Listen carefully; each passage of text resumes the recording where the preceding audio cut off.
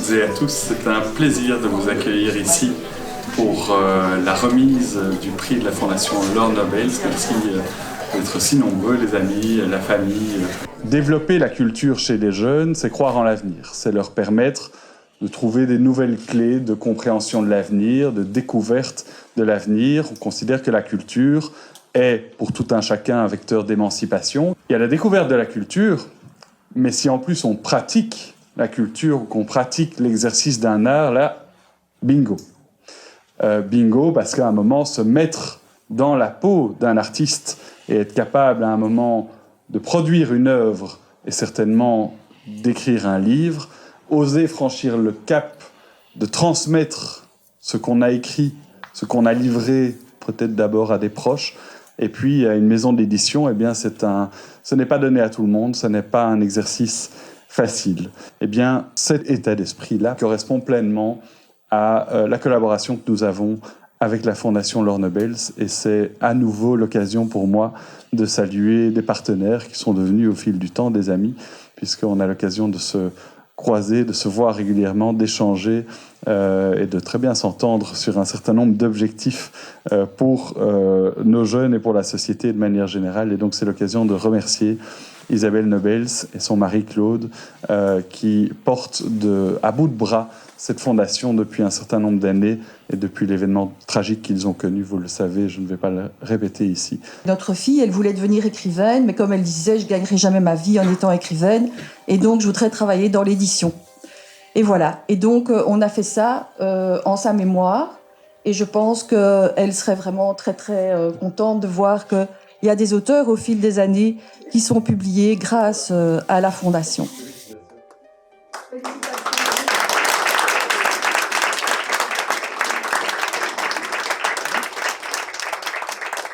Je suis vraiment très heureuse de voir tous mes proches ici et fière. Voilà. Du coup, je trouve qu'il y a une certaine ambivalence à gagner le prix Laure Nobels parce que c'est un prix qui existe parce que on a pris la vie de Laure. Donc forcément, il y a une forme d'injustice, je trouve, une tristesse et de la colère par rapport à ça et au fait qu'une jeune fille de 16 ans puisse mourir dans ces conditions. Après, je suis aussi fière de l'avoir remporté. Je suis honorée faire partie de cette collection dont j'ai lu plusieurs opus qui m'ont plu. Puis je suis contente pour moi, voilà. Ekimos, ça raconte l'histoire d'une jeune femme qui s'appelle Nina et qui disparaît du jour au lendemain.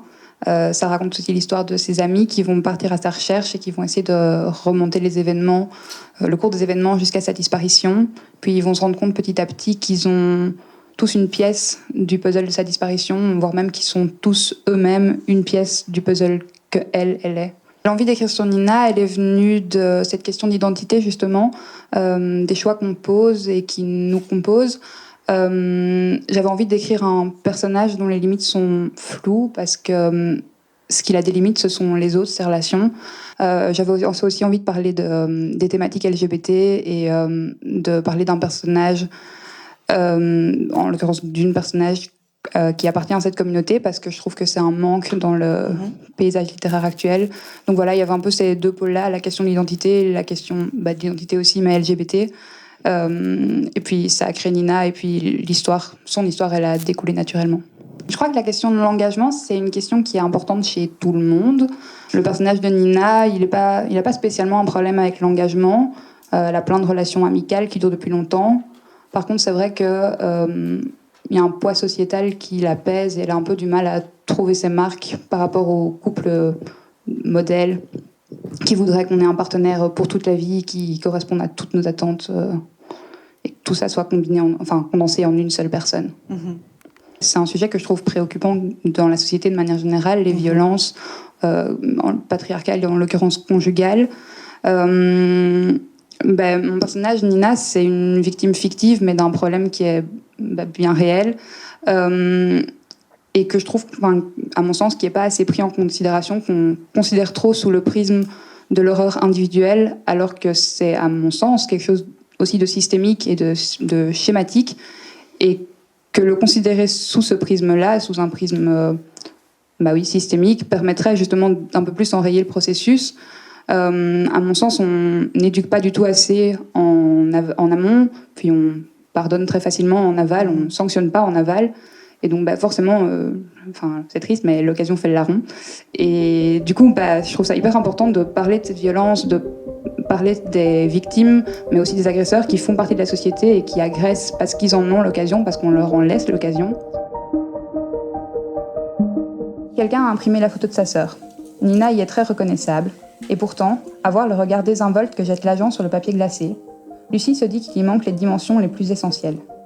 Comment pourrait-il correctement visualiser Nina, la longueur de ses cheveux, la forme de ses yeux, la couleur de sa peau, surtout la chaleur de sa peau?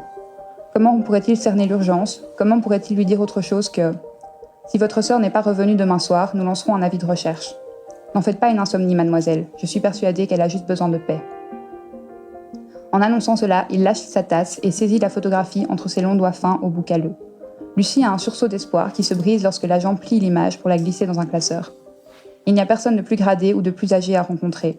Nina n'a disparu que depuis 12 heures, il n'y a pas de quoi s'inquiéter.